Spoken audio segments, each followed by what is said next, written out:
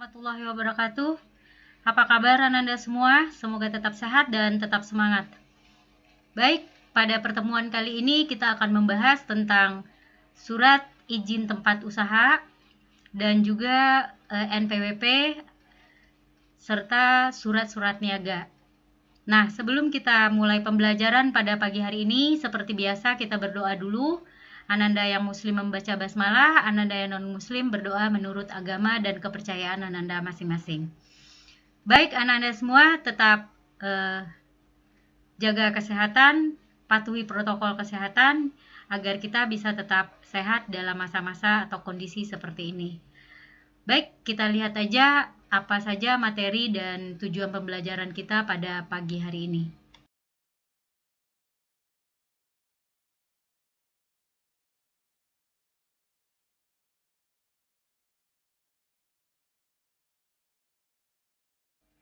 Kompetensi dasar kita pada pertemuan kali ini masih tetap sama dengan pertemuan sebelumnya, yaitu tentang menerapkan dokumen administrasi usaha dan membuat dokumen usaha.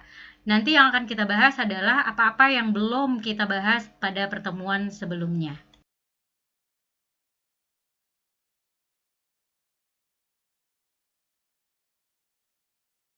Setelah Ananda mempelajari materi kita ini, maka Ananda diharapkan mampu menjelaskan definisi situ, mengidentifikasi jenis-jenis usaha dengan tepat, menjelaskan definisi pajak dan NPWP dengan benar, menganalisis membayar pajak dengan tepat, menjelaskan definisi tanda daftar perusahaan dengan benar, mengidentifikasi proses pembuatan tanda daftar perusahaan dengan benar. Nah, inilah tujuan pembelajaran kita pada pagi hari ini.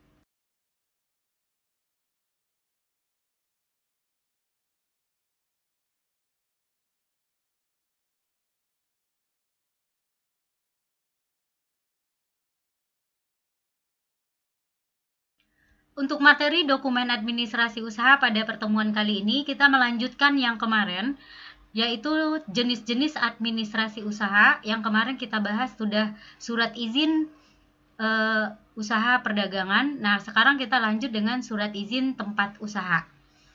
Berikut dengan yang lainnya sampai surat niaga nantinya. Kamu bisa lihat sendiri materi-materi yang akan kita pelajari pada pagi hari ini, terlepas dari materi yang sudah kita pelajari sebelumnya.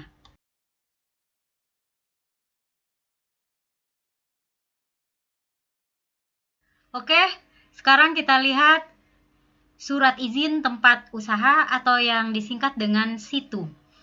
Pertama kita lihat dulu definisi dari surat izin tempat usaha atau SITU. Nah, ini pengertiannya di sini adalah izin yang diberikan kepada perorangan, perusahaan, atau badan untuk memperoleh tempat usaha sesuai dengan tata ruang wilayah yang diperlukan dalam rangka penanaman modal. Sementara, berdasarkan surat keputusan bersama Mendagri dan Menteri Perdagangan nomor 56 tahun 1971 tanggal 19, nomor 103 strip A garis miring KP strip 5 Romawi garis miring 71 Mei 1971, bahwa ketentuan izin tempat usaha itu adalah sebagai berikut. Yang pertama, semua perusahaan yang menggunakan tempat untuk melakukan usaha wajib memiliki tempat usaha. Yang kedua, izin tempat usaha berlaku untuk jangka waktu 5 tahun. Nah, ini ketentuan izin tempat usaha. Nah, tugasmu nanti adalah kamu cari dokumen apa saja yang dilampirkan untuk persyaratan memperoleh tempat izin usaha tersebut. Nanti tugas kamu kirim ke Google Classroom seperti biasa.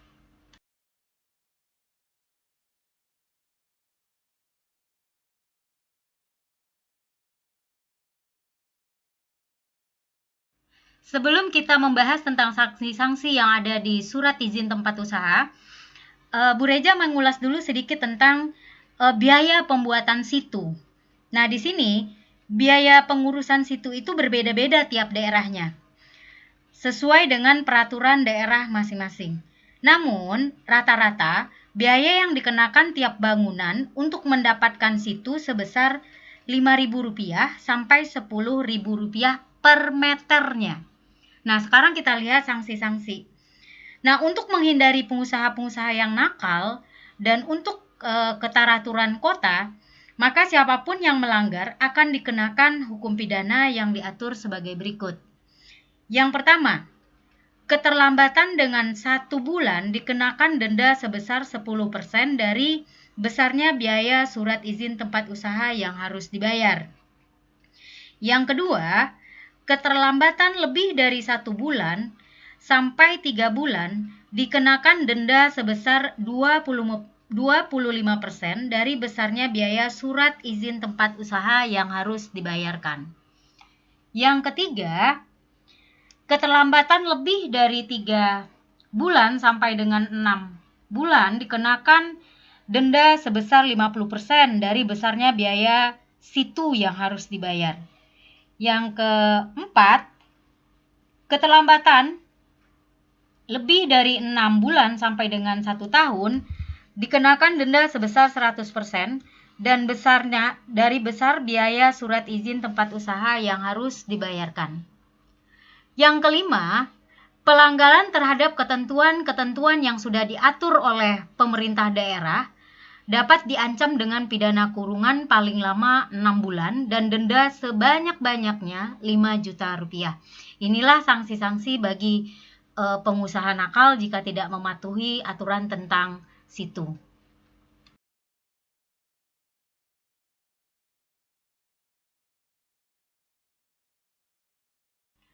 Administrasi usaha berikutnya yang akan kita pelajari adalah nomor pokok wajib pajak atau sering disebut dengan NPWP. Di sini kita lihat, pajak itu pengertiannya sendiri apa?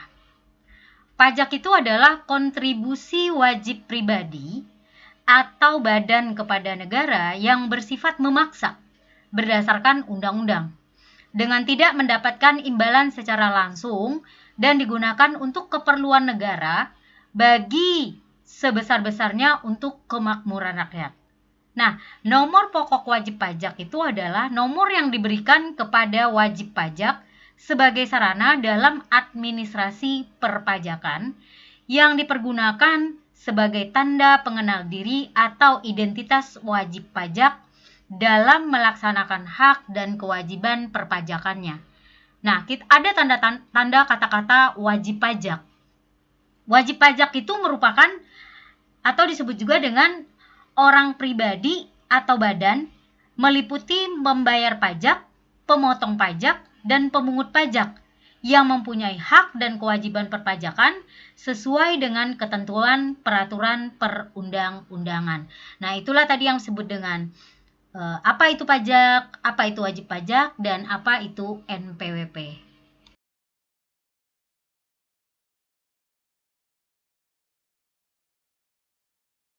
Disarikan dari buklet pajak pribadi Direktorat Jenderal Pajak, di sini ada manfaat dari NPWP.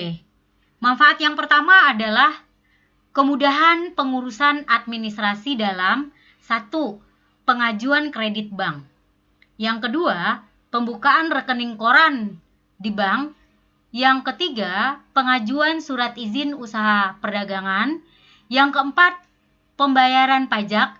Yang kelima, pembuatan paspor. Yang keenam, mengikuti lelang. Nah, manfaat yang kedua adalah kemudahan pelayanan perpajakan seperti pengembalian pajak. Yang kedua, pengurangan pembayaran pajak. Yang ketiga, penyetoran dan pelaporan pajak. Inilah manfaat dari NPWP.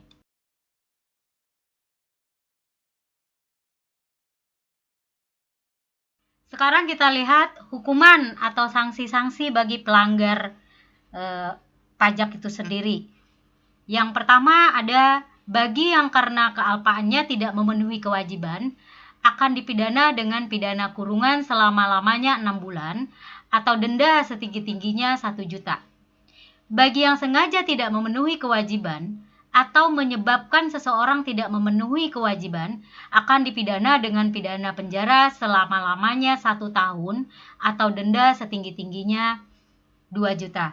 Nah, inilah bentuk hukuman bagi NPWP atau pemilik NPWP yang tidak mematuhi peraturan hukum yang ada di Indonesia.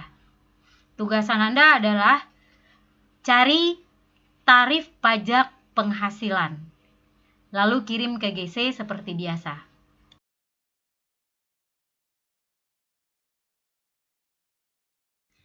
Jika setiap perusahaan yang ingin beroperasi secara legal harus mendaftarkan perusahaannya.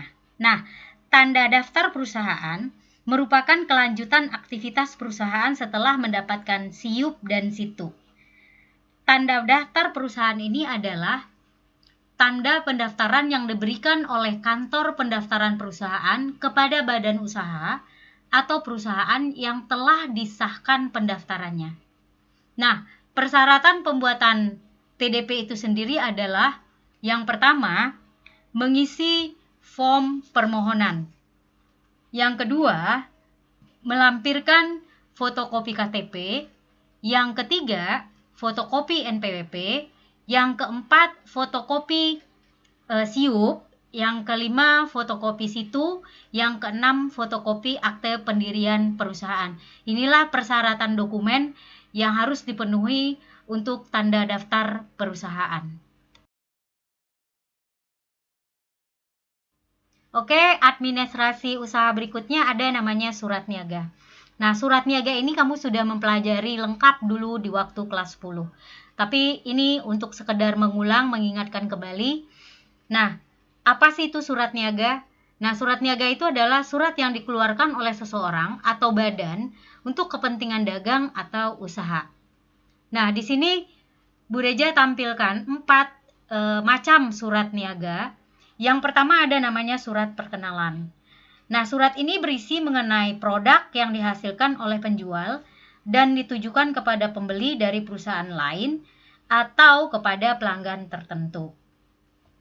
Dalam surat perkenalan ini biasanya menginformasikan tentang profil perusahaan dan juga daftar harga produk penjual. Surat niaga yang kedua adalah surat permintaan penawaran.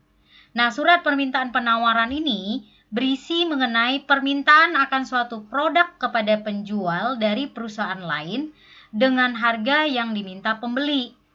Nah, surat permintaan penawaran dimaksudkan untuk mendapatkan harga promo dari suatu produk dari si penjual. Nah, surat permintaan penawaran ini sekaligus menginformasikan bahwa perusahaan kita sedang membutuhkan produk mereka dan perusahaan kita bisa membantu perusahaan lain untuk tetap berproduksi menjalankan usahanya. Jenis surat niaga yang ketiga adalah surat penawaran.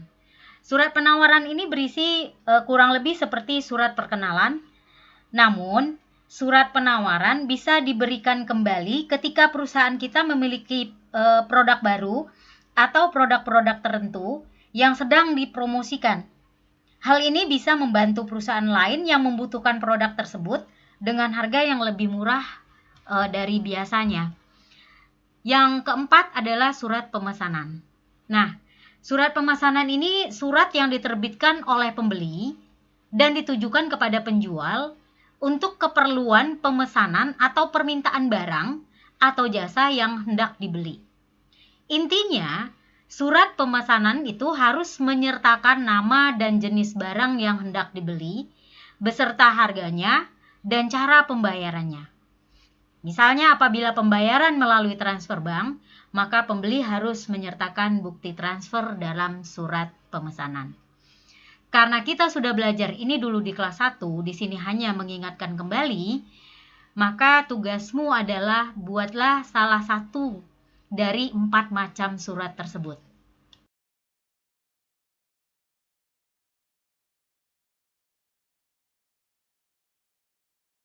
Oke, Ananda semua, surat niaga berikutnya yang akan kita lihat adalah bagian-bagian dari surat niaga tersebut. Yang pertama ada namanya KOP atau kepala surat. Dalam surat-surat resmi, KOP atau kepala surat selalu harus ada. Yang kedua, nomor surat. Nomor surat ini adalah unsur penting yang harus ada.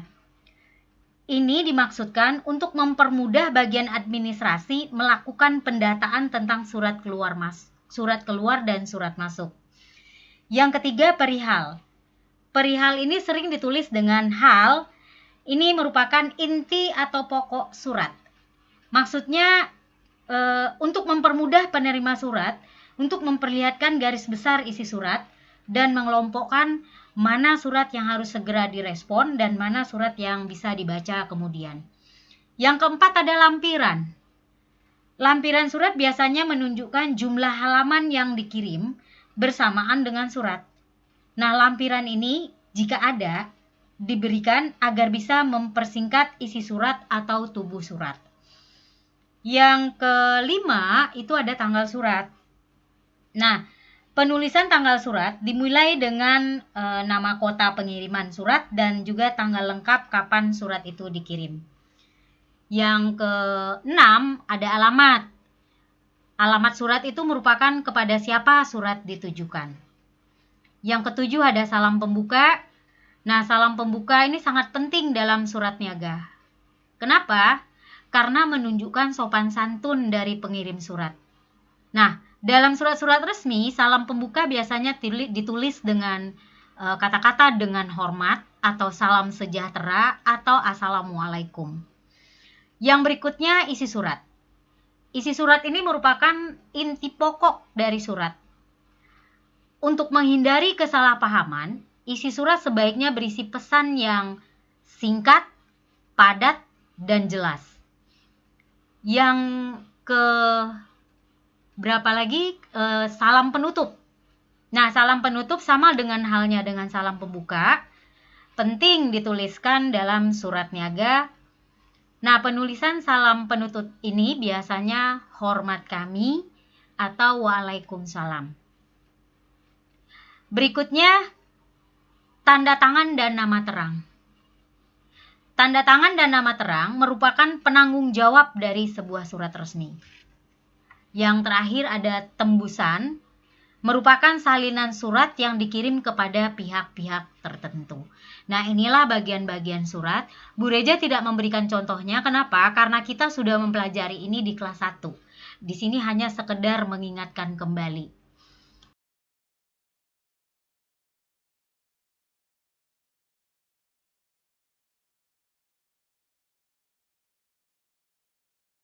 Alhamdulillah selesai juga materi kita pada pagi hari ini tentang dokumen administrasi usaha. Sebelum kita berakhir, Bu Reja simpulkan dulu apa saja yang sudah kita pelajari tadi. Kita dimulai dengan situ surat izin tempat usaha. Nah, di situ kita sudah membahas tentang ketentuan izin tempat usaha, persyaratan tempat izin usaha, biaya pembuatan situ, sanksi-sanksi yang akan diberikan jika pengusahanya nakal. Kita membahas tentang NPWP, apa itu pajak, apa itu wajib pajak, apa manfaat dari NPWP. Nah, terus kita bahas lagi tentang tanda daftar perusahaan setelah dapat SIUP dan situ. Berikutnya kita bahas tentang surat-surat niaga. Di sini hanya dibahas 4 untuk bisnis saja.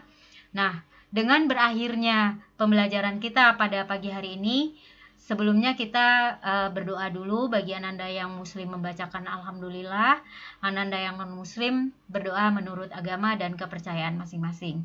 Sekali lagi Bu Reja ingatkan, tugas tolong dikirim ke GC. Ini merupakan materi terakhir dari administrasi dokumen usaha. Maka dengan demikian kita siap-siap untuk ulangan harian dokumen administrasi usaha.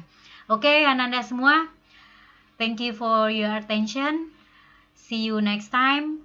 Have a nice day.